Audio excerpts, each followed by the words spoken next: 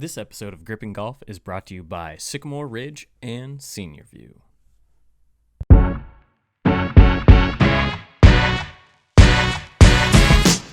Okay, we're back in the studio. Minor technical difficulties as we've been talking for, I don't even know, the GoPros are rolling, maybe 10 minutes or so, and just realizing that I hadn't pressed record on the audio. It's perfectly What an acceptable. idiot. Well, I haven't been in here for like, It's rust. 3 months, 4 months? Yeah, I'm shaking it off right now. I'm shaking it off. But, you know, John, we start off with you talking about yourself. So talk about yourself again. You know, I know where you're from now, but the listeners don't. All right. So born and raised in Kansas kid through and through. Yeah. Grew up about an hour south of here in a small town, Pleasanton. With no golf course in it. Not a golf course in it. Golf course 7 miles over. Actually, you know what? What's the town over? At Mound City. We need to go play that. It's a Oh, 9-hole course called you've talked about this. Sugar Valley. It's got the hardest par 4 in Kansas. I'm Let's convinced do it. of it. Okay. But yeah, that's where I cut my teeth on golf. Nice. I So, like the expression, played cut that. your teeth. Ryegrass fairways. So that's why Ooh. my divots are massive. Ginormous. Because in the summer, the grass all died. So you're hitting it off the dirt. But yeah, played there. Moved to Kansas City. Met Dave. And then we golfed. All the time. What, like since 2006? Well, I started in 05. so it probably would have been close to 05, because yeah. I was technically your trainer at Yeah, I work. guess so, yeah. And then I found out you golfed, and I'm like, well, we need somebody to round out a foursome. Yeah. And then Holy cow. It's been golf wedded bliss ever since. Yeah, you much. guys are inseparable. It's More or pretty less. funny. Yeah. Except if it's hot. Yeah, I John don't will play not when it's play hot. if it's hot. No. And if And it's Dave early. will not play if it's early. There's conditions. Yeah. Yeah. If it's going to be, well, no glove. I don't golf with a glove. I So, know. I no had glove, it's forgotten about tough. that until Dave reminded us at the golf course of why you weren't really playing. Why no glove? No, they didn't have any at the course I grew up at. Wow. For real. Have you tried it since? Oh, I can't. It's impossible. If I put a glove on, You just don't feel like you can hold the club? I duck hook it, slice it. It's Really? a train wreck. Yeah. That's interesting. Can't do it. So that makes me feel like you're not holding onto the club when you're doing it without a glove. But then when you get the glove in the hand, the tackiness actually stays in, and you're Something- turning. It just feels weird. That's crazy. Yeah. Wow. I mean, that's God. I mean, Sounds like we have our first video challenge that we should do is John playing with a glove. I played like 7 years without even knowing gloves existed. Wow. Yeah. There's an analogy to be made, but it would make Yeah, this we're not gonna make podcast it. Not, Oh yeah, there's I no make it glove. every time I play golf. Yeah, So I there's no explain it to love with no somebody. glove. Yeah. So And John's like the velvetiest player I've ever seen. He just gets up and hits the ball. Someone could be talking. Someone could be doing really bad stuff in the background or I have whatnot. no idea. He's clueless to it. Yeah, no I can't idea. play like that. My life is oblivious. Yeah. I mean, honestly, Yeah. a marching band could be going by. I'd have no idea. Wow. Yeah. That's just how you live your life too, right? More or less. Yeah. I'm in my own world. More or less. That's kind of how it works out. That's awesome. And Dave's back back. from, gosh, it was like 2 years ago. It's Been a long while. time. It's been a minute. Yeah. We talked about all sorts of things, equipment, shafts, and have we talked about my driver before I hit record? No. No. Yeah, we did talk about it. Yeah, we so did. now we got to go back into that too. Good God. Really screwed up, guys. Sorry. But yeah, so Dave being the, equipment aficionado that he is and just I think Can't that's a fair word. yeah, and can't stop thinking about golf or golf equipment.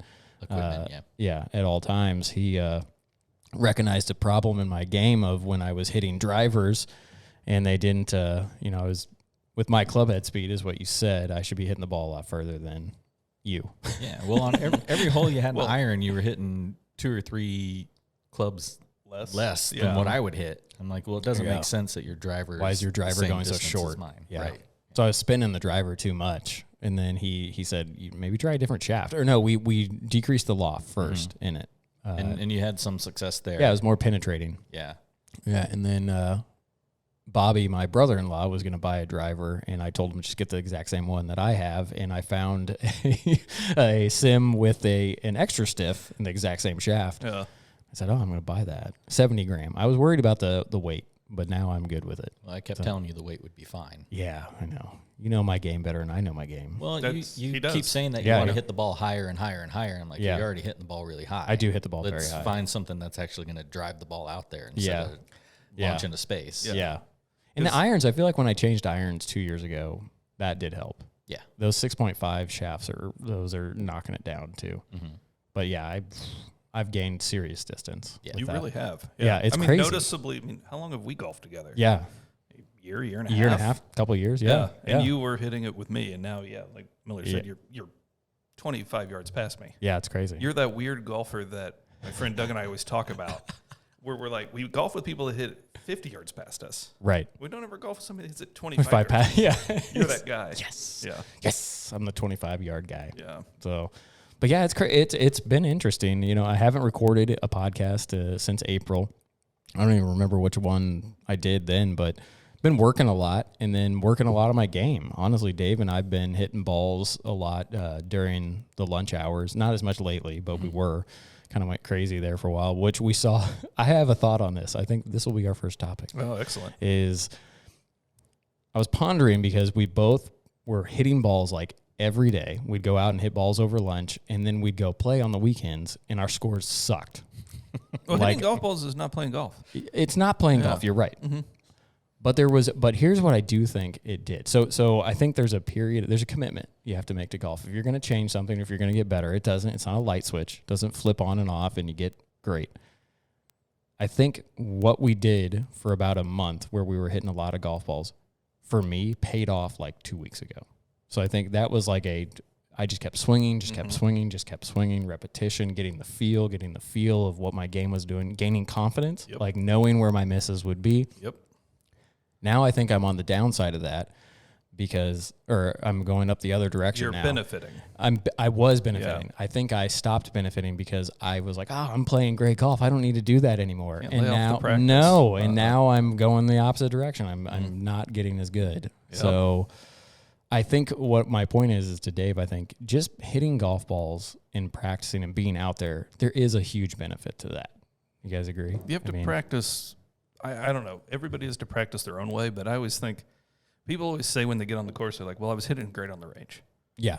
And that's a statement where I'm like, well, yeah, you're hitting into a giant field. Yeah, it looks like it's great. You can do that all day long, right. But now you focus in on a target from 180 yards away. Mm-hmm. Your brain is now thinking, I've got to hit that stick that's 2 football fields from me. Right. Not just hit a ball out into a field.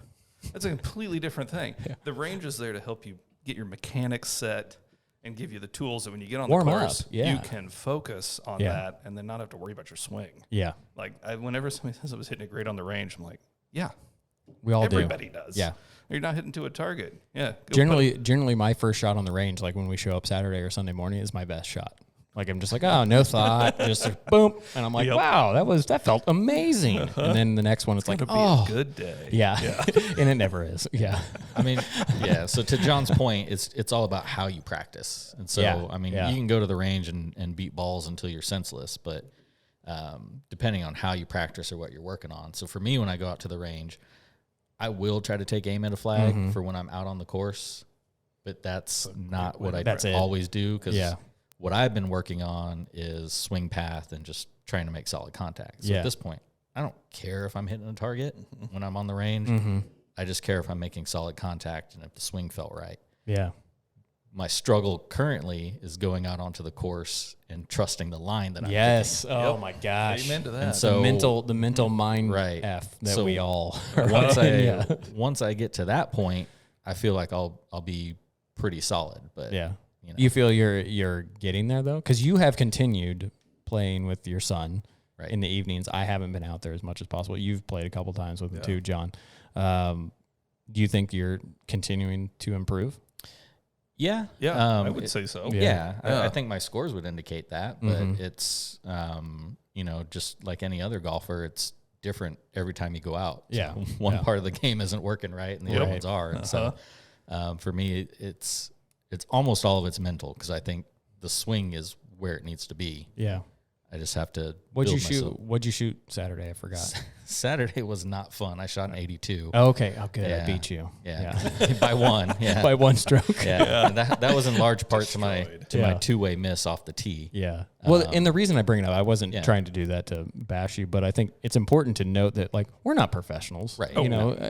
But we're just speaking from where we see our improvements, which I think a lot of golfers can take some, take away something from that of like, okay, to me, when I was a professional in teaching, I always told people, if you can stop by the course for 20 minutes and putt, do it on your way home. Yeah. Like on your way home from work, if there's a course anywhere along the way, just stop and putt. That feeling of having, just doing it is going to give you confidence. Yeah, muscle memory. 100%. Yeah. Even if it's not like everyone knows that you don't have to have a perfect swing to get around the club. It's a game of misses.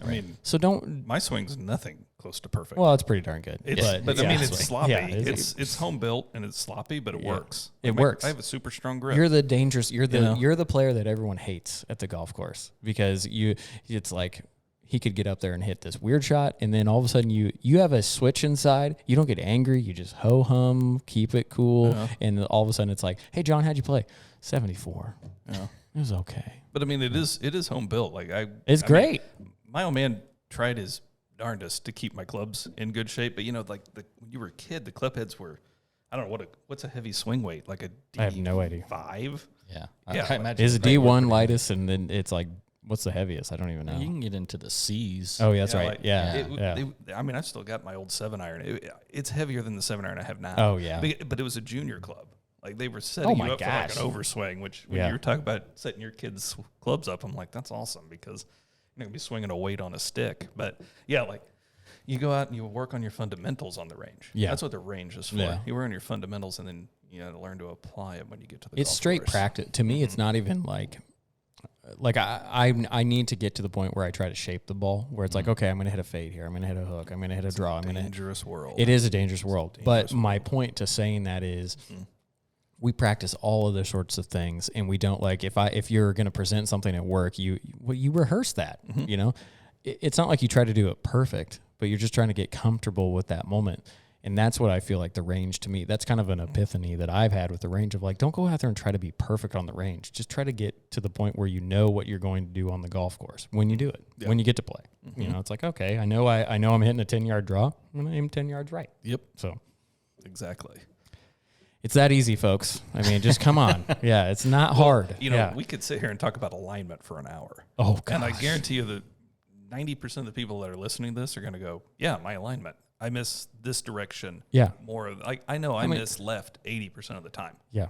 And it's because I'm not aligned properly. Right. Yeah. It's but you never know it, right? Such a simple solution. Yeah. And you never know it till someone goes, well, it's right where you're aimed. Yeah. Exactly. You hit that one perfect. Every shot, Tuesday. I showed up to play in League Tuesday. Yeah. And the first hole I played, because I was a hole late, was a par 3. And I was like, all right, I didn't hit any range balls. Oh, gosh. 14. Yep. 14, okay. Yeah. All right. Gotcha. So I step up on the tee, and I'm like, I'm going to aim way right because I'm probably going to duck hook this thing. Yeah. And body's not going to turn. I'm just going to. I felt like I was aimed way right. Yeah. I don't know if I was, but it was right on line. So, he's being modest. He said right on line, his pitch mark was an inch left of the cup. Yeah. So I stood up and went, gosh, my alignment needs John, work. I try to be honest and straightforward on this podcast. Yeah. I'm going to need you to be clear on these details of your shot now. I almost hit a hole in one. No, so John's not a detailed person. Yeah. He just show up and just play. Big picture. Yeah. Big picture guy. I love it. But that's what I was thinking. All right, I missed left, aim way right. If I'm right of the green, who cares? Yeah. And it was right on line, and I thought, all right, well, I need to think that all the time now. Did you think anything of okay, if I'm going to miss, right's still okay? Yeah. Because the pin was, you're pitching uphill. So yeah, it's an easy hole to do that on. Yeah. Yeah. I think I went deep right on League that night, and but I think I messed up the chip. But that's like a perfect example of an alignment conversation. Where I'm statistically, I got a gizmo on my phone that tracks all my shots. Yeah. And if I look back at the history, I do miss about 80% of my shots left. To some extent. Aim a little right. Yeah. And it turns out for the right side of the green. That's actually online. Yeah. It just you're actually not aimed right. That's what you're saying. I'm aimed on the money. So that's one thing I'm having a conversation with myself in my brain with when we're golfing is am I aimed far enough right? Is this right? Mm-hmm. Yeah. Which is funny because he literally does not think of anything else on the course. No. Period. There's nothing. I have that swing thought, but usually my swing thought is to hit the ball solid. That's it. I need to figure out how to do that. My Saturday morning, I'm going to take us elsewhere just real quick for a second because Saturday morning I got up and I was like, you know what? every approach shot, I just want you to think about, what club do I have to hit to get on the green? Probably not the best day to do it because my swing I never felt in control. I think I hit like 8 greens. It was horrible. But I will say that I think I abandoned the thought really quick because I was like, today's not the day. Yeah, it's not going to work. It's not going to work. We're bailing on this. Oh, gosh. It was horrible. I was like, just Billy, just get it on the green. It's okay. You can 2-putt. Nope. 8 greens. It was horrible. Yeah. Like I said, John, like he just mesmerizes me because you watch him set up to hit a ball and he doesn't take a practice swing, nothing. He just steps up and he hits it. Like me, practice swing, get behind the ball, check my alignment. I had one shot yesterday. It was the approach going into 7. Mm-hmm. I got myself aligned. Par 5. Yep. Par 5. Up the hill. Mm-hmm. I aligned myself, stood over the ball, said, nope, this is too far left. Backed off, stepped up. Same exact thing. Backed up. I literally looked like I was just doing a dance back and forth. You're a robot? Yeah. Like I just start overthinking it. And but John doesn't do that.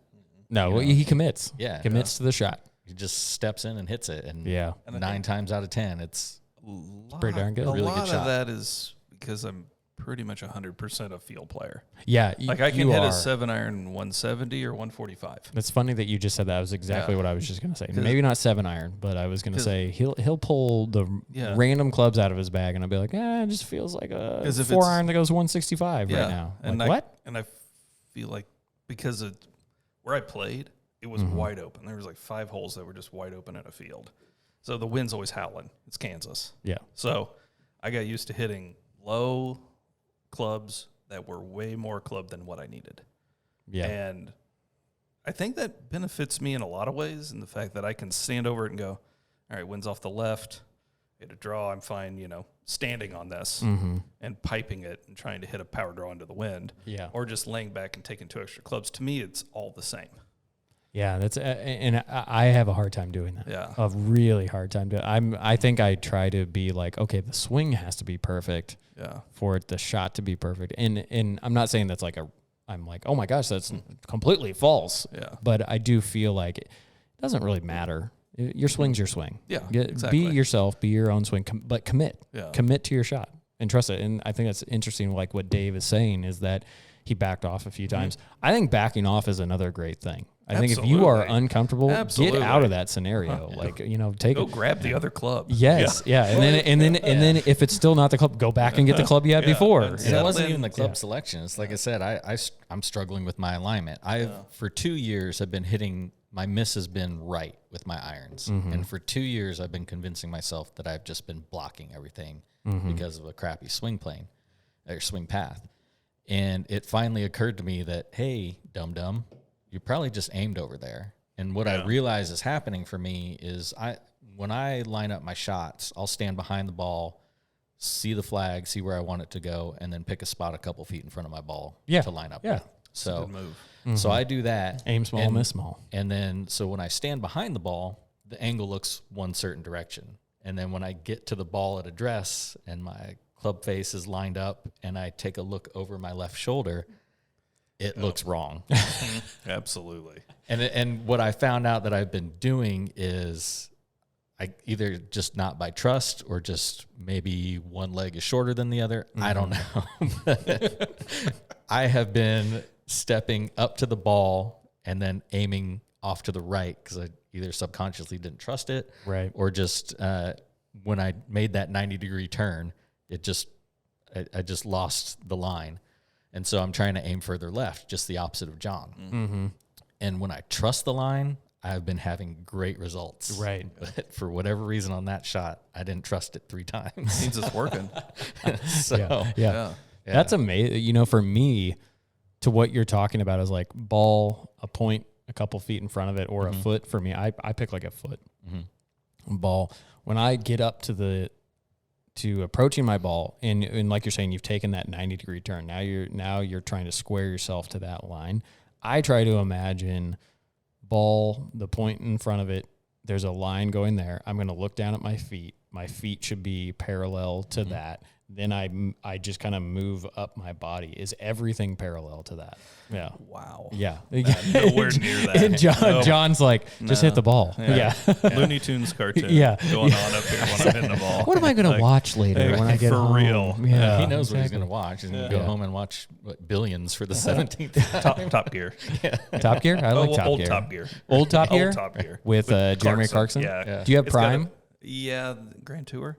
Grand Tour. It's okay. We're just watching his farming show. Oh, it's amazing. It's hilarious. Yes. I watched the whole thing. Yeah. It's amazing. I mean, from where I grew up, props to farmers. That's a true representation of how hard I thought that was really cool. I'm sure that's not the course he was trying to go with it of like, oh, I'm going to show how hard this is to do. Yeah. But that was amazing. Yeah. Like, I mean, I'm only 2 or 3 episodes in. Oh, you got, okay. So I finished the whole thing. It's pretty darn cool. Yeah.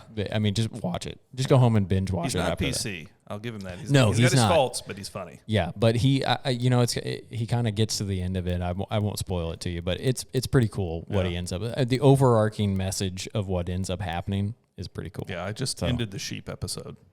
Oh, that he just got the sheep? Yeah. Oh my gosh, and those damn sheep, they just keep coming back, and he basically loses money. Yeah, it's inevitable. It's hilarious. Yeah, but I love Charlie. Is it Charlie? Charmin Charlie. Yeah. Yeah, the guy that like puts him in check all the time. He's like, you can't do you can't the do that. 21-year-old? No, that's what the hell is his name? Charlie's the dude, the guy that like helps him with all the property. And you can't understand him. No, that's the farmhand. Because there's shirts with his face on it now. Yes, that guy. That's awesome. Sorry, Yeah, Dave. we'll get back on golf. Don't worry. Well, no, but it's so funny. Like he'll be like, "Oh, I'm going to go see the farmhand," and he's like repairing a pebble wall or something like that, and he's just like, and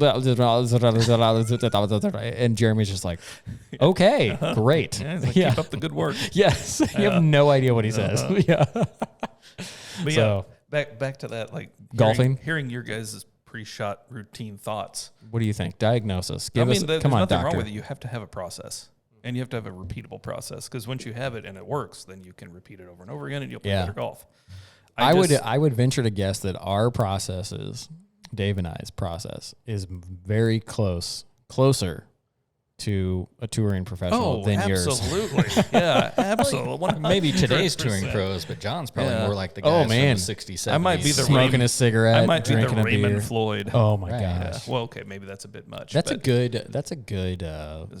I told Dave before doing this that you guys are going to be more on the show regularly. Okay. And we're going to have nicknames, and so you might just be Raymond Floyd, or you might be, I don't know. I was thinking cheapo because you're so cheap. I might have overstepped by saying Raymond Floyd.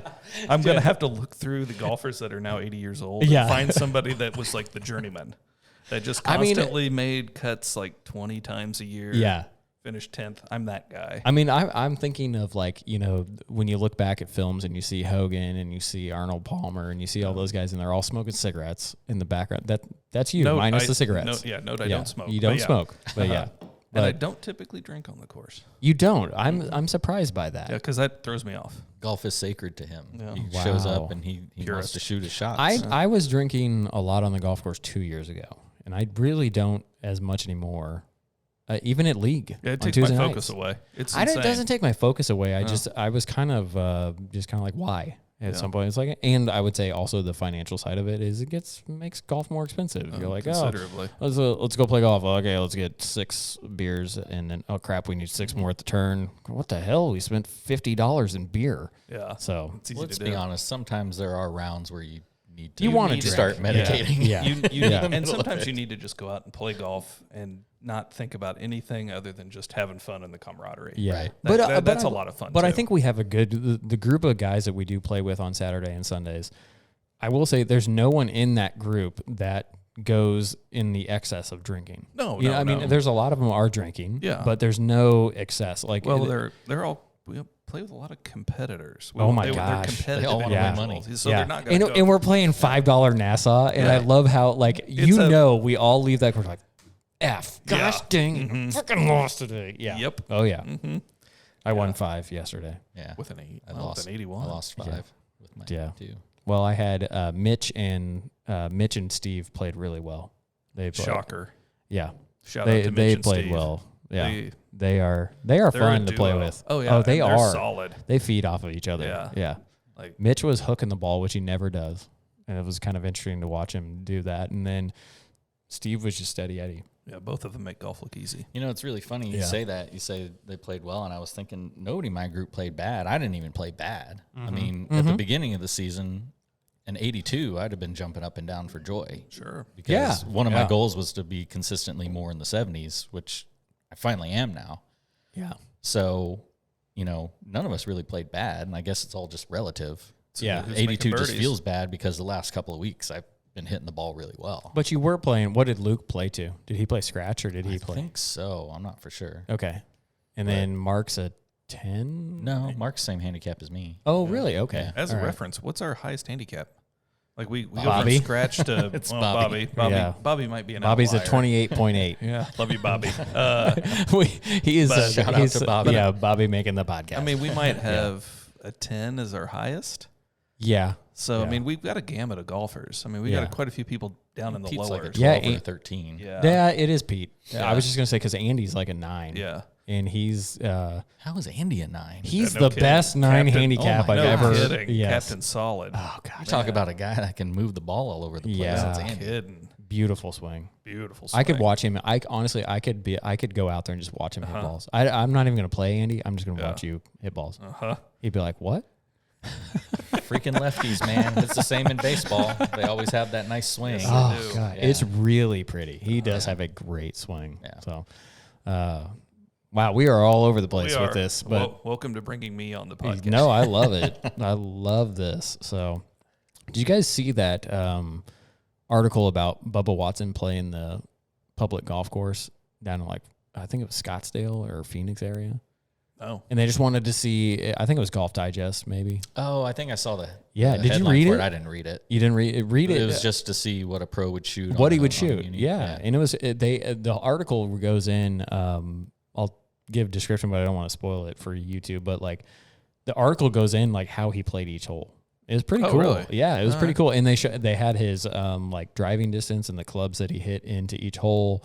I mean, it's not, he shot 8 under, but he made some bogeys. I mean, it's a tour pro. Yeah. I mean, it was the title of it was we had a touring pro go out and play a golf course in the end, and the results might surprise you. I don't think it surprised me. I mean, if you have a home course, you think that. Yeah. You think what would happen if Zach Johnson came out What do you think? What do you think would happen if somebody came out and played Sycamore? from the Blues? 8 under, 8 or 9. You think? Oh yeah, easily. Yeah. They'd eat that thing alive. What about from the Blacks? They would still eat it alive, but probably 5 or 6 under. I think I don't know, it's a gettable course because the Why greens is are it? slow. Let's okay. I mean, sorry. I love you, Paul, but he's keeping them alive. He's getting 200 rounds a day. Yeah, and he's They're- got to. I mean, yeah. the guys on tour when he played Deer Run, the greens were crazy. Yeah. You Like can't even, you have crazy. no. And It's like you- putting on this and you table. know I'm not the world's best putter, but they are crazy. You're a pretty good putter. Yeah, They're you're a pretty good I putter. mean, You're a field putter though too. They were 12s, maybe rolling They 12, were, 'cause 11 we or played 12. it a couple weeks after they had the tournament out there. I right? mean, Sycamore's like a 9, maybe. The green on 17 at Deer Run, when we got up there on Oh that par 5, gosh. we were, I mean, honestly, I I was was on the looking at wrong this going, I was like, people pay to play this over and over again? Like, this is rude. This is impolite It was golf. brutal. Yeah. And I mean, look what they do to, didn't Goido shoot a 59 there? That's impressive. Yeah. I mean, so when you take that into account and then you think, they're going to tear. You think they'll tear it up? Yeah. they'll But tear it okay, up. so sorry, you made when you were talking about tearing it up, and then I thought, okay, Blacks, number 1 from the Blacks. Yeah. 460 That is a par. freaking hard opening You know hole. what? They'd lay up. They'd have to hit less club. You think they'd hit 3-wood? Yeah, they would. And then they'd They'd hit like a 3-iron. yeah, You think they they'd might. hit 3 iron? So what would they hit into it? 4? I mean, Well, think about how far they hit a 3-iron. Kevin. yeah, but it's 460 from back there or more. and If their they're 3 hit iron's 250, like a 250, 250 club. 260. So they're still going to have 200 yards into the hole. No, because it's going to hit the hill and roll Yeah. down. I don't think they're going to get past that hill. I think they will. You think? I think. Kevin Tway at Lionsgate on, I think it's the 13th hole is a short par 4. It's 330. Which hole? Sorry. 13. At Lionsgate. Yeah, Lionsgate. Okay. Yep. Mm-hmm. He hit a 3-wood and flew it onto the green, 330. That's impressive. Yeah, and I mean it was just a beautiful smooth swing. I'm going to see if I can get the Sim Max or Sim 2 Max to do that. I think that's what he's hitting. So Probably. I think that's a ticket. Yeah. But like, you it's a hot 3-wood, man. You see shots like that and you're like, okay, it's at such a different level. I mean, when we were at Augusta, he's like Spanish, the guy that's like super cut. Oh, Cabrera Bello. He was Rafael Cabrera Bello. He was like the third or fourth hole, and he hit a driver down to like, I don't know, 60 yards from the green, and then hit a 3-iron, a 285. Yeah. Like, and not only that, like the caddy's like 5 feet right of the bunker, and he hit a 300, 285, 5 feet right of the bunker. Yeah. I'm like, man is a giant. Yeah, I'm like, you Wow. give me like every 3-iron that's ever He's been that made. big? He's like 6'3". Yeah. Oh, wow. I didn't realize he was that tall. Super buff. Yeah, but like, like looking at me. you watch those guys hit golf balls and you're like, oh, that's a whole different 6'1", world. 185. They're living in But a even whole how old is Sandy Lyle? Yeah, no, Because we saw him. kidding. What was that? Number They make 6? great contact. That's the difference. They make contact. It's number a noise. 6 Perfect. For, 6 for the practice round was 240 yards, I think. It was. And he got on the green, no problem. With He hit the an iron. utility iron. Yeah, he hit like a driving iron. Oh, I have that 240. utility iron too, or your hybrid that you're letting me borrow. All right. Yeah, so you like, can have it back. That's fine. It's going to be sold. So Okay, good. Yeah. it's hitting the market. Yes. Yeah. Do you want to tell I mean, people will be listening. Hit you up on Facebook, Dave Miller, TSI or T3. What is it? It's a TS3. TS3. Thank you. Solid hybrid. Yeah. It is a solid hybrid. Just not for me. Not for me. Yeah. But those pros, it's a They different pure game. it. It's a different game. It's unreal. It makes a different sound. What's funny is that we did see a shank from. Oh yeah, they're not a. They can play bad too. And it wasn't Webb Simpson. It wasn't Webb, but like we saw Shank, and it was what's his the English kid.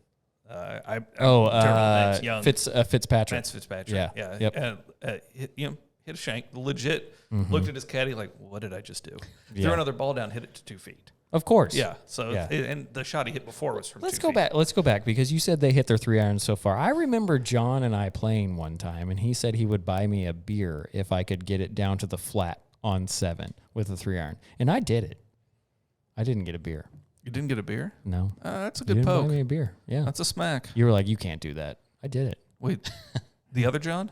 No, you. Me? Yes. Well, John Johnson. I have Don beer. Johnson's I have son. beer John here. Johnson. There you go. Yeah. a beer. I brought those. I know, but it's a beer. I'm offering it to you. I love it. Yes. Well, I mean, don't get me wrong. No. Your game's come around. You're It's gotten way better. But the game that those guys bring to the no. like, There's no comparison. It's like when I was insane. when I was in Chicago and playing at the Glen Club, and the Northwestern University team played there. Yeah. It just makes a different sound when they hit the ball. And then the what is now the Corn Ferry Tour, but I think it was web.com back then. They came just it's like Jason Day was there, and that was back. And I just He's a remember ball striker. He was amazing, but that was that was before he was on the PGA Tour, and it was like 18. I can't remember how far 18 it was, but it was everything for me to hit like driver and be able to get to that green in 2. Yeah. They were hitting like 3 woods off the tee and being like, well, I'll hit a 6-iron onto the green. I'm like, what the heck? I mean, they just so pure. But they hit 1,500 balls a day or play Unreal. 36 a day. Yeah. So the key is don't just go. So what I said earlier is just get some feel. Just continue to swing every day. No, you got to hit 1,500 balls a day. Let's be honest. If you don't have a job, you can go do that. Yeah, I know. Trust me.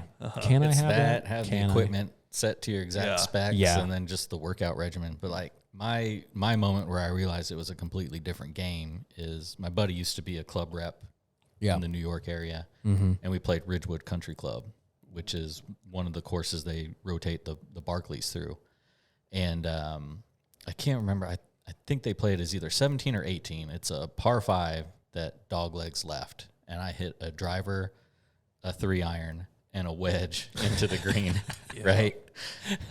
And you watch it on TV. I watch it on TV, and it was driver pitching wedge for Sergio Garcia. And I was like, wait a minute here. Like, something isn't adding up right for me. Game. Yeah, they had a drivable par 4, and they call it nickel and dime.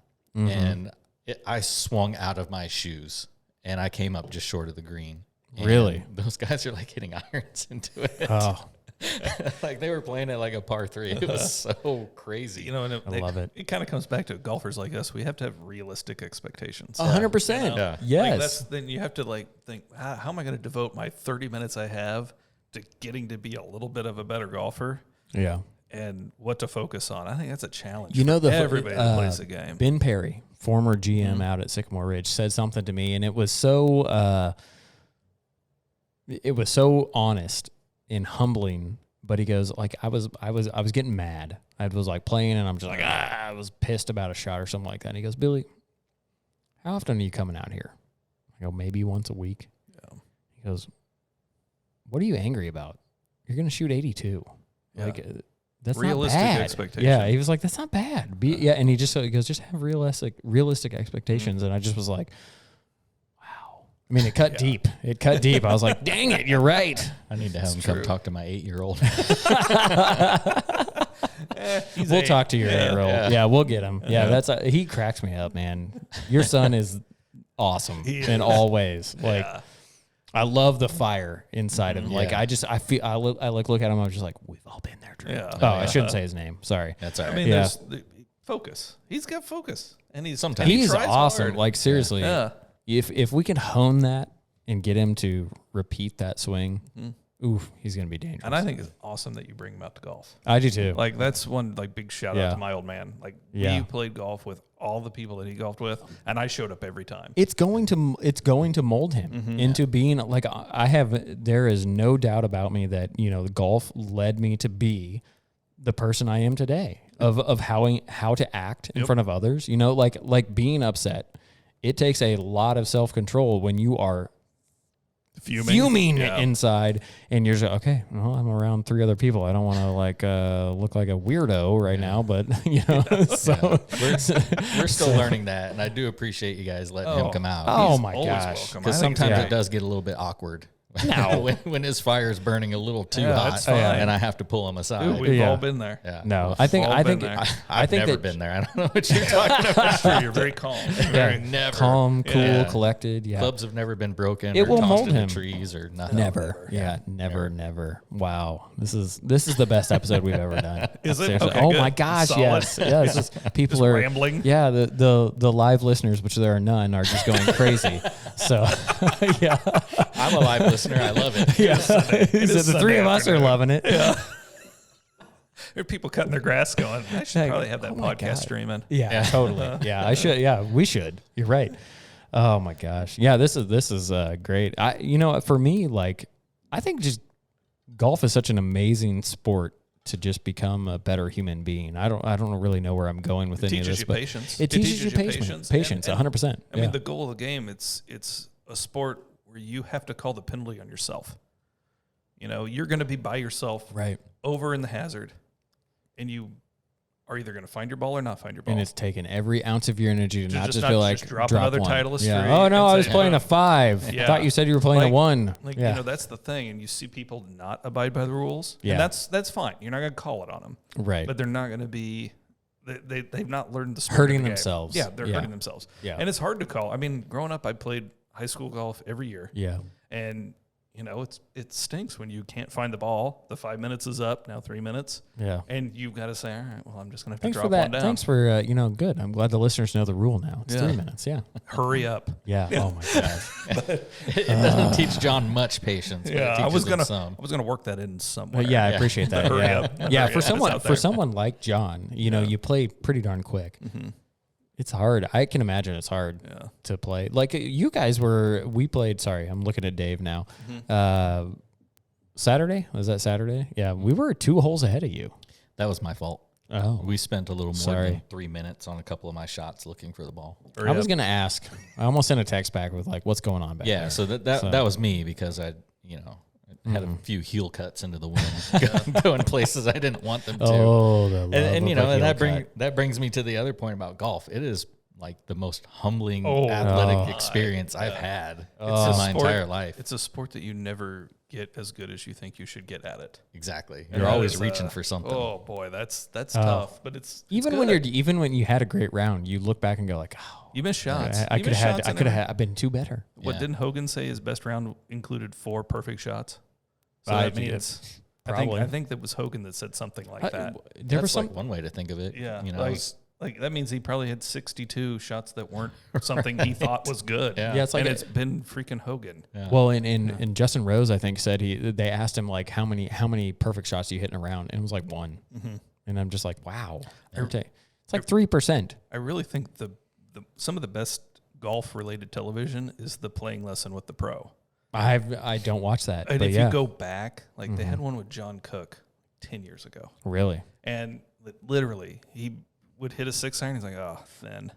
And then he hit like a 3-wood. Oh, I hooked it. Oh, I didn't want to do that. And but they're only hitting one shot. They're not hitting every shot perfect. And that's when you learn, like, okay, they can scrap like nobody's business. Yeah. You know, he can get a wedge from. Well, their tolerances are a little bit tighter than ours. They are. Yeah, like their bad 3-wood is like a perfect one for what. Yeah, their misses are phenomenal. Exactly. Yeah. But I think it's also important to watch and go, wow, they have a ton of opportunity to still improve. Given these rounds, John Cook one, he's not making money. Like it's not a tournament round. Mm-hmm. You know, he's wearing shorts and hanging out, probably having a beer. But he's still hitting. He still wants to present. Oh, heck yeah! And who doesn't? And he's still hitting shots that aren't pure. So when you watch something like that, you go, okay, well, this guy makes his money at this. Yeah. And he's still not pure in it. So like that comes back to like realistic expectations. I still have to tell myself all the time. It's like no one cares how good you are, Billy. Yeah. Just play golf. Golf is one of those things where if you can drive home thinking about that one good shot. That's all you need. Yeah, there's always the one that makes you not quit. Where you just flush something, or you could be in the middle of a round in the mid-90s. What's your one? What's your one this year? Like, do you have a one shot that you've hit this year that you've just like, wow, that was my best shot? I don't know about. I usually have one a round. Okay, like the ball. Pick one. So like. I don't know if I specifically have one in mind. My memory doesn't go back that far. It's true. I can't remember every shot. Yeah. I bet you I would almost guarantee, maybe not guarantee, but I bet you if I had every scorecard in front of me from every round I've played this year, I could probably mentally go back through those rounds. Yeah. For me, it's like if I have a shot where I hit the ball solid, hit it off the sweet spot, look up, and it's in the window where you want window I want, and it leaves me with a birdie putt, that's my shot. It's usually an approach. Yeah. Approach, really? Mm-hmm. Drives, I don't care about. Gosh, you're so boring. Uh-huh. Yeah. Yeah. It's usually an approach shot. That's the one I think about. Yeah. Dave? It's probably one of my most recent rounds. I would just say right now because it's the one that sticks out. Mm-hmm. But I was telling some of the guys, I nearly had a hole in one. Oh, it was just 17? Last week, yeah. Nice. And the hole was playing like 200 yards, and so I thought I'd just kind of saw off a hybrid. Mm-hmm. And I hit the shot, and it just like, you know, the angels sing when you hit one just right. And it was kind of getting towards dusk, and it was hard to see. And I watched it go, and I walked back to the cart, and I say to my son, I said, your dad just hit a ding-dang good shot. And he just no-sold it. He just kind of like shrugged and was like, whatever, I just want to hit my ball. He was probably singing a song, would be my guess. Yeah, he was probably singing along to Weezer or something. Yeah. Like he likes to do. Rocking to Tom Petty. Yeah. And so, it's Tom Petty, Kiss, or Weezer in the cart at all times. Good kid. Sweater. And so, but, I mean, I pured the thing. It's just, it felt great. Did you really say ding-dong good shot? Because I was trying to be funny. Okay. Absolutely, react, right? So I said ding-dang darn good shot. Ding-dang darn good shot. Right. And so, and like I said, he completely no-sold it, just acted like he didn't care. Yeah. And we get up to the green, and my pitch mark is like 3 feet in front of the flag, direct line from where I teed off. Ooh. And my ball was 2 feet to the left of the hole. So it took a 90-degree turn at some point. Maybe hit the pin. It might have. I couldn't see it. It didn't go in. I still made birdie, but, you know, whatever. It's fine. Yeah. Making birdie, you don't care. You're like, I but mean, you know, you get around the coast. I ho-hummed it. Yeah, and so, you know, at that point, I'm flying high, and I hit 3 terrible shots on the next hole and still birdied it. And so on 18, you still 18. I mean, I sniped a 3-wood, and I thinned a 7-iron, and then I yanked a pitching wedge left, and it kicked right. And I had a 4-foot birdie putt and made it. So, hey, you got to have the golfing gods. Like I said, I was flying high off the one shot. Wow. I didn't really care, and I think you know that just goes back to John. the less you care, the better you you're going to play. Yeah. I mean, not to harp on pace of play, but I think a lot of golfers, if they shave 30 minutes off their round, would improve. Sure. Because they sit there and they're thinking. they get in their own head. Yes. Yeah. I mean, and I see it with golfers we golf with every week. I'm like, why are you thinking about that? Why just are you hit thinking it. about Just this? hit Just it. stand up and hit It the ball. doesn't matter. Yeah. We're not playing for money. We're not playing for our livelihoods. Yeah. So it's like, to anybody out there that's trying to grind, try going out and just doing it mindlessly. Yeah. You'd be impressed. I think to that point, I think a lot of times when you run out there in the evening and you're the last person out about work, you're still thinking, but I think like those last, like if you're the last person off and you're just like, I'm just gonna get a few holes in. I just want to swing. It's inevitable that you're like, I just birdied the last 2 holes. This is crazy. Right. What's going on? Exactly. I got to finish now. I got to finish. Yeah. I gotta post a score, and then it goes to crap because you start thinking about it. Yeah. I mean, I've been in spots where I've ground out a round in competition. Yeah. Whether it be state competition in high school when I didn't know any better, or when I tried that U.S. Open qualifier. Hey, good for you for trying it. Yeah, you tried it. It was a bloodbath. But like when you grind over golf, it just it's tough. It's exhausting. It's tough. Yeah. Mentally exhausting. The hardest thing I can remember is when I played my PAT, my player's ability test. 36 holes, 1 day. I remember getting in the car, and I've talked about this before, but like getting in the car, calling my girlfriend at the time and be like, I passed. And you would think I'd be just excited, which I was. You're gassed. I was like, I remember just being like, I passed. And then I just like cried. And I'm just like, what the heck is going on? She's like, no, that's good. And I'm like, I know it's good, but I'm just like, I'm so done. Yeah. I just want to come home and sleep. Like it was focusing on it, and well done to get through it with was that horrible. kind of pressure. I just remember thinking like when I turned 18, I remember I was like 5 over or something like that. And I think I had to shoot 80. So I was like, I got some space here, but it was a grind. Oh yeah. Like, there's no shot that you don't concentrate on. You're like, okay, this shot I have to hit it perfect. Okay, I did. Okay, good.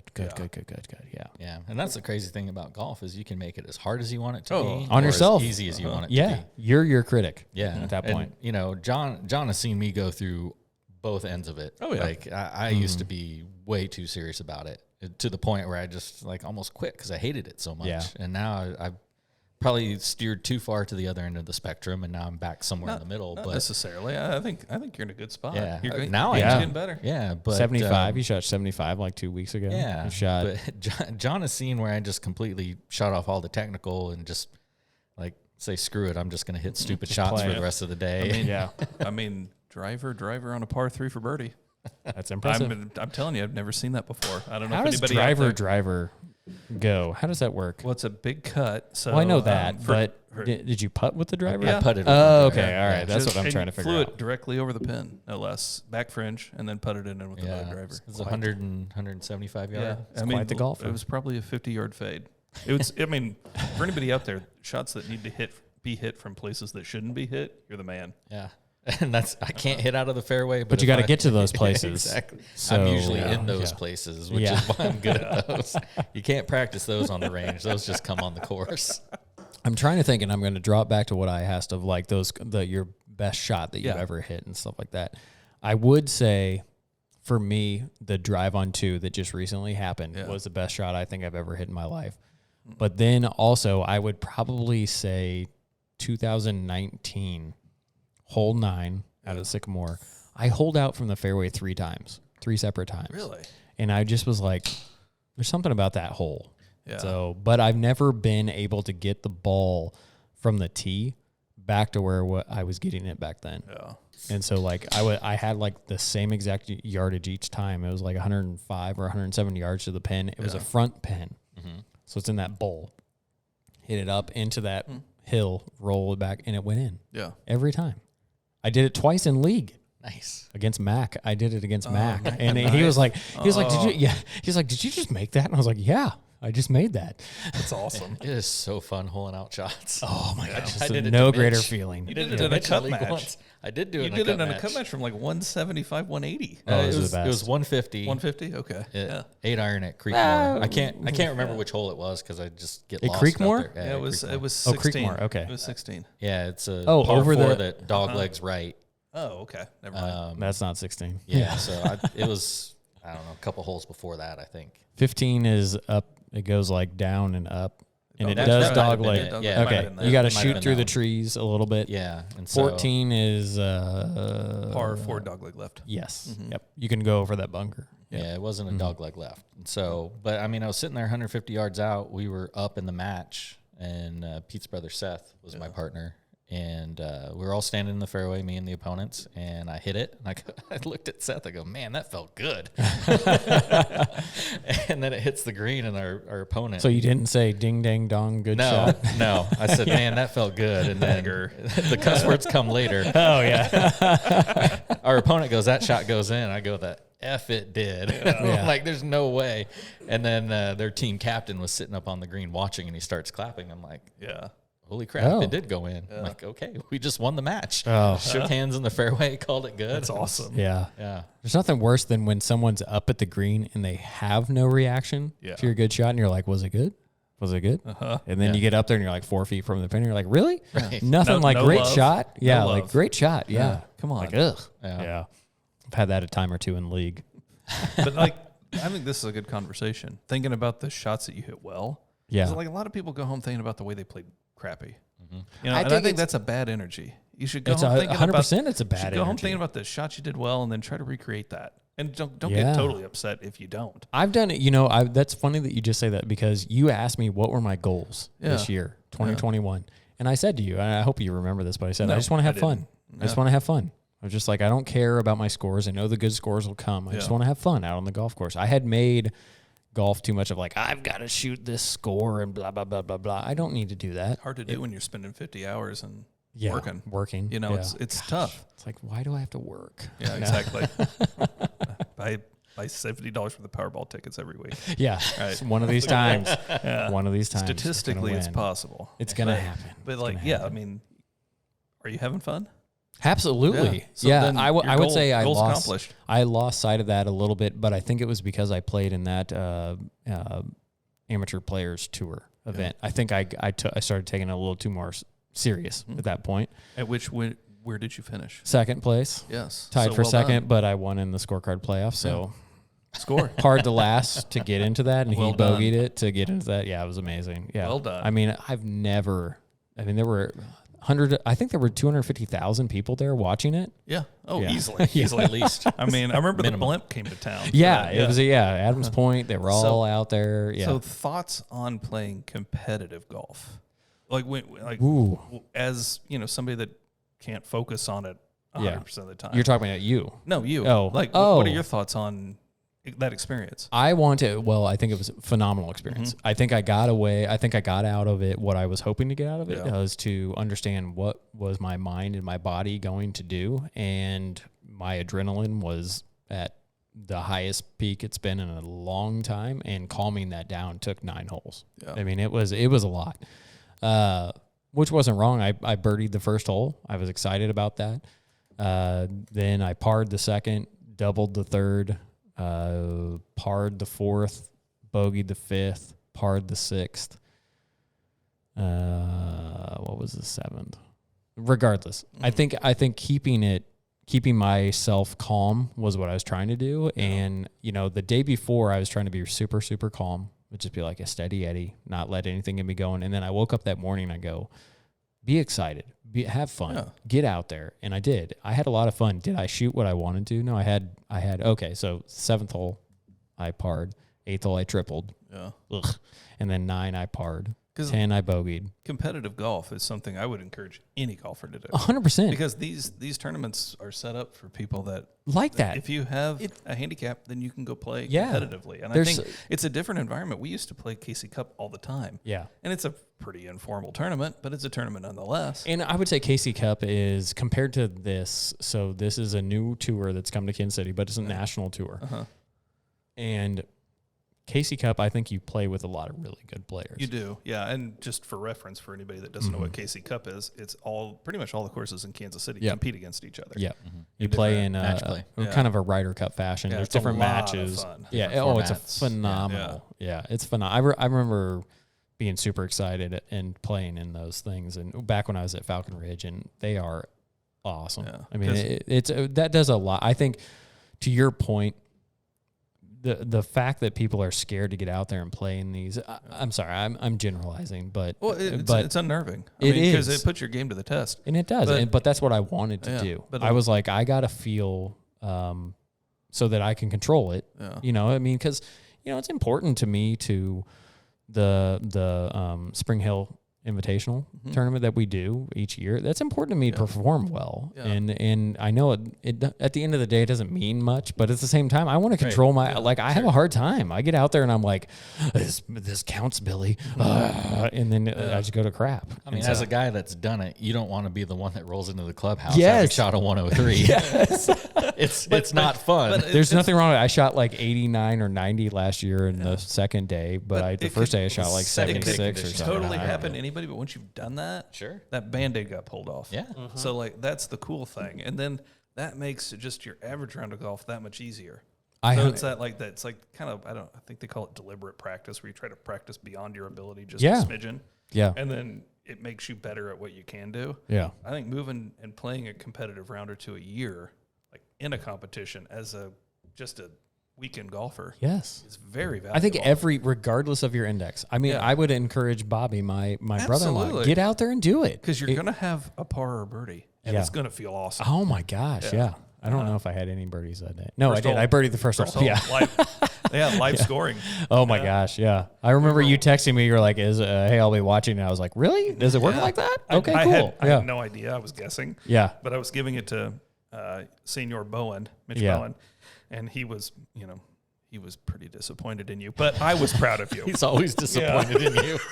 Like, what did he say when I birdied after the first hole? I said, because I looked at your score and it was like 5 or 6 holes in, so you'd gone over par at the moment. Yeah, I was 1 over. And at that point. I was like, he's coming out of the chute pretty hot. I said, he's 1 over, and Mitch goes, just give it time. Yeah, that's all he said. Which is fine. Like, I don't. That doesn't piss me off or anything. I think that's great. He was grinning. Yeah, it's true, but I think you need to test yourself in those situations, because awesome to do that. Honestly, like, you never know. Like, I don't sit there and say, like, every person that goes out on a weekend or Saturday or Sunday, which are weekend days, by the way. I'm glad I clarified that in my statement. Our weekend golfers that play on Saturday. Yeah. Weekend golfers that play on Saturday and Sunday. Technically, Friday might be a weekend day. I don't know, but playing for money, some people really get. They don't play unless they're playing for money. Well, or they get like, oh my gosh, we're playing for money, and like, and I know we play for money out at Sycamore, but it's not a lot. Right. Like we could. Bring it up a little bit. Paying off Hoffman's house, but other than that, I mean, he wins. How does he win every time? Captain consistent, but as an amateur golfer, somebody that just gets out and plays 15, 20 rounds a year, it's amazing to go out and play a competitive round. Test yourself. Get freaked out. Yeah. Get nervous. Get anxious. Finish it and realize it wasn't that bad. Then you go out the next weekend. You'll start hitting different shots. Yeah, because it's going to look different.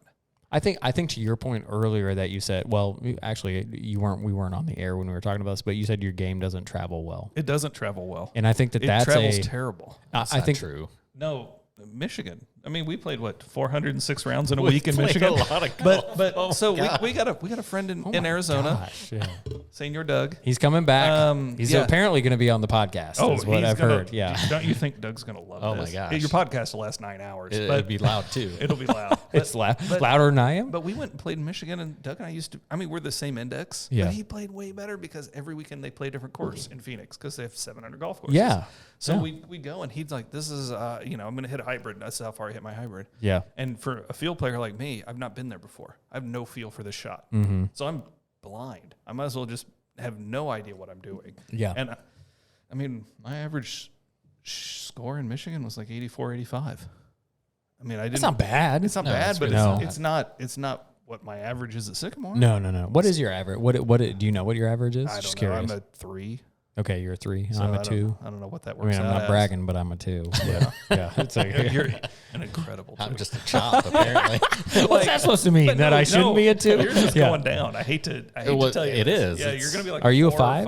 I'm a 4.8 now. Yeah. 4.8. Just under You're a 3. Welcome to the club of giving tops. Yeah, I'm a 2.2. I'm a 2.2. I don't know what I am now. But you're a 3 something. But, Doug's about my handicap. Yeah. But man, he just played so much better because it's frustrating when you don't travel well. He's always in new landscapes. He's always playing courses that have different challenges, different. I think that goes back to the trusting of what we were talking about with with practicing. Yeah. Of you've practiced enough to be confident to know what your misses are or what your good shots are. Trust them, hit them. And I think that's where, but I do think that also comes from traveling to different golf courses. Yeah. It's important. You can't go up for me. Like I can't go to the range and be like, okay, I'm gonna pretend this is a dog leg left, and because you don't see it. Because like what we were talking about earlier is that before golf was crazy busy. Yeah, go to the course and play different tees on every hole. Oh, we got to do that.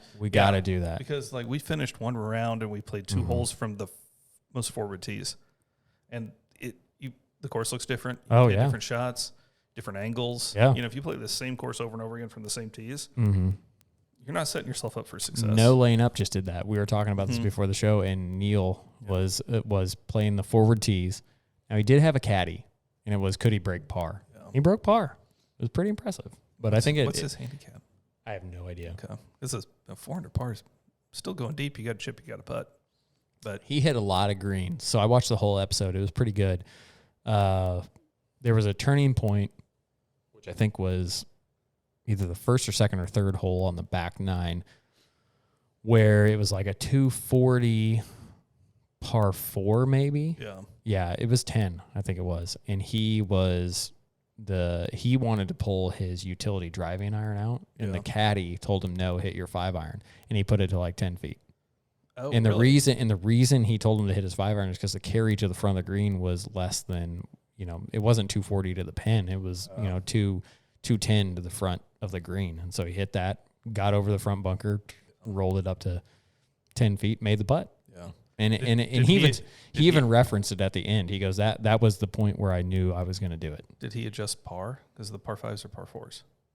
No, he played them as par 5s. All right. So he played them whatever the tees were. Because if I played the front tee, so like I would just basically say I'm going to start on the... Say it's a par 4. Yeah, it'd be a par 4. So the par would change then too. So you'd have no par 5s. Yeah, no par 5s unless you're like, because I would do black, blue, white, yellow, green. Well, see, and I think there's a benefit to going out and just playing the front tees. Yeah, absolutely. And then, but I do think like yours, like you're saying, potentially, I'm just using an example of like you go out, you start on the front tee, or you start on the blue, you bogey, you go up, you bogey again, you go up, and then if you birdie, you come back. Yeah. Yeah. But yeah, I think playing the front tees, that'd be a fun. Oh, I think we should do that. Yeah, adjust 3 the par. of us. Yeah. I don't even think adjust the par. Just see if we can shoot under par. Okay. I'm up for that. Okay. Yeah, I'll play. 3 of us. I'm just curious to see how you guys do it. The best part is Dave's son will beat us. Likely. At some point in the near future, that day is coming where he will shoot lower than you, and that's fine. I have no problem. Oh, he'll cry. He'll be like, "Oh, I'm so happy." Tears of joy. You're walking home. Exactly. Exactly. Yeah. Oh gosh. Yeah.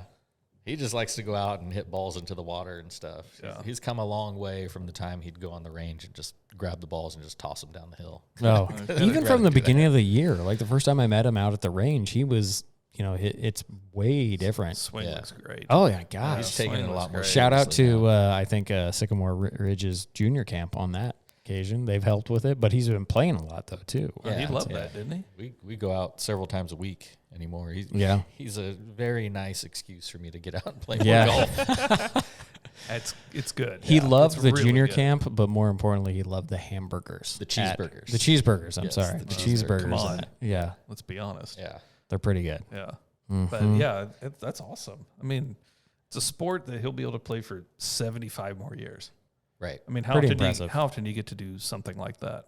You get a hobby that lasts you you get one lifetime, John. Exactly. Yeah. What is it? 400 million minutes or something like that. Gosh. But like, it's chart your weeks that you get to live. You start going, oh my gosh, I only have that many weeks. Think I gotta do some crap here. Think of the guys that are golfing. Like, given I get a little mad at them for playing slow, but they're like 75, 80 years old out playing the sport. Hell they're still enjoying it. That's awesome. Yeah. Slow clap because they looking over at you. Yeah. That's awesome. What'd you guys think of the Open? It's awesome. Yeah, it's fun to watch. Yeah. I didn't get to watch the final round. That's the only round I did get to watch. Really? And Colin went He you literally did not miss a shot. Yeah. That's amazing. And I think that's his trademark. Right. Well, I mean, when I say he didn't miss a shot, he hit every ball perfectly, and there were sometimes he was in trouble. Yeah. But that man got up and down like nobody I've ever seen. He's the only other person besides Tiger to win the PGA and the Open in their first appearance. Yeah. Under 25. Is that what it was? I think it's under 25, but still. Wow. Like that kid is solid. And I think, kudos to somebody that isn't the long ball hitter that's just going to kill him with mid irons. Oh, yeah. I mean, he hits this, I think that's statistically, it's a 6 iron closer than most of the guys hit their 9. So, there's other ways to play this game. Like the game is focused so on distance. What are you saying? That I shouldn't do that? No, you should. But like I love the fact the distance, get it. I love the fact that he's like the representation of just a different way to play the game. Just good golf. Yeah, I mean, just solid golf strategy. I'm going to hit it in the fairway. I'm going to hit it on the green. I'm going to make my 2 putts. I'm going to make a birdie. Yep. I'm going to throw darts all day with my irons, my mid irons, or whatever. Yeah. It's the story I tell about Mitch Bowen, like the man with the plan. The fly just landed on your head. He did. That was amazing. Yeah, I'm like the old, you didn't react. I'm like the old vice president. That's his name. But Bowen, the first time I ever golfed with that guy, we go out, and I'm like, okay, he's a little string bean old man. I'm going to kick his butt, Yeah. And he hits a drive like 230 just down the middle. Just to recap for the listeners, this is the guy that said I had no hope in the tournament. So he's a bit snarky, but a good guy. Yeah, he's amazing. I love it. He's a keeper. We go out, and I'm not driving him. I know I would outdrive him 30 or 40 yards at least. Yeah. I'm like, oh, this will be fun. We'll play for $5. Mm-hmm. And this is a great story. I love this story. I tell this story to everybody because it just shows there's different ways to play the game. And if you don't hit the ball 900 miles, you're perfectly fine. Yeah. Because he'd hit it, 230 and be 35 yards behind me. And on the first hole, he hits a hybrid to 4 feet. And I hit like a 7 iron to 10. Mm-hmm. I par, he birdies. Next hole, it's a par 5 driver hybrid wedge to 2 feet. I'm 10 feet. I par. He birdies. This continues to happen until about the 5th tee, and we're on the 5th tee, and he goes, "You just tell me when you want it to stop." That's all he says, and I'm like, you know what? I went into this thing, and this is going to be easy money, and it wasn't. And like Colin's awesome. Watching him win a major like that is sweet. I think a surgeon. Yeah, so to speak, for 100%. Yeah, just throwing darts in there. I think it's just, golf's on a high right now. 2020 was, pandemic, COVID, whatever. That was terrible, but golf is on a super duper high right now. I mean, there more people are playing the game than ever. And it'll hook you quick. Oh, it's amazing. I started by accident. My folks bought me plastic clubs when I was like 6 or 7. I thought, what is this? Now, I know the answer for Dave, but for John here, I mean, there's not like an hour that goes by in my life that I'm not like, oh, what if I tried that in my golf swing? Oh, never. What? Never. You're disappointing. I mean, it's pretty boring. I'm going to be honest with you, but like, you don't think about your game outside at all of being on the course. Last year we didn't play a lot, so I got pretty rusty. And my goal this year was to knock the rust off. Like, 10 years ago we played every weekend 2 rounds a week. 36 a day. We played 100 Saturday, rounds Sunday. a year. Yeah. And golf got easy. Did you have kids at that point, Dave? No. Okay. No. I was wondering. I was like, why isn't this happening now? Yeah, golf got easy is what I'll call it. Like you got 73, 75. You knew what you were going to do. 76, 74. Goes back to my point of just repetition. And just play. I wanted to get to the point where my game felt like it wasn't a challenge on every shot. Yeah. You wanted to come to the course and be like, okay, I'm going to shoot 74. Yeah, I might hit a clanker here or there, but not 10 of them like I did last year. And that's literally my goal. That's all I thought about. And then I'm kind of there. Like I can stand up and hit the ball solid. So hit the ball great. We're getting there. Yeah. But I don't think about ways to tweak it. My game's my game. Yeah. I hit it far enough to play about any course. I'll probably be the first one hitting the approach shot in, but I'm fine with that. No, I'm Mitch fine Bowen with that. will be. Yeah, it's true. Yeah. And he'll hit it to 2 feet. Yeah. But like, I'll hate him. Yeah. I love hitting approach shots, so I'm fine hitting a 5 iron if somebody else is hitting a 7. Yeah.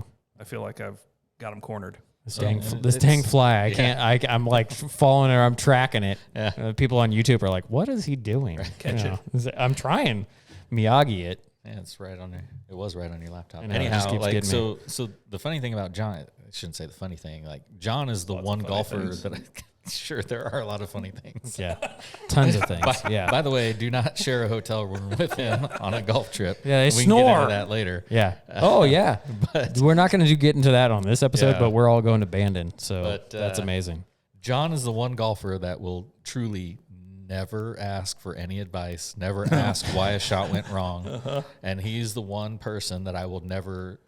Every now and again, I will say, "Hey, John, you look like you're standing too far away from the ball." And you're right every time. You do. If I watch him, you do get the arms out there away. So. And that's the only thing I will ever say to John, because he'll go up and he'll hit 5 drives in a row with a swinging hook, and he'll start to get just ever so slightly frustrated, and I'll say, "You're too far away from the ball. Get closer, bring it in. Yeah, keep it tight. And then after keep that, it compact. good. And so that's like a once every 2 years reminder for John. Yeah, and it's always perfectly placed. Yeah, it is, because I'm always like, I respect your boundaries. Going on? Yeah, but I'm not going to go too far. There's other guys that want the help or ask for it, but John's not that person, and there's nothing to do with John other than just say, "Hey, scoot in a little bit." Yeah, so and it bring fixes it a little it closer to you. Yeah. Usually I'm trying to kill it.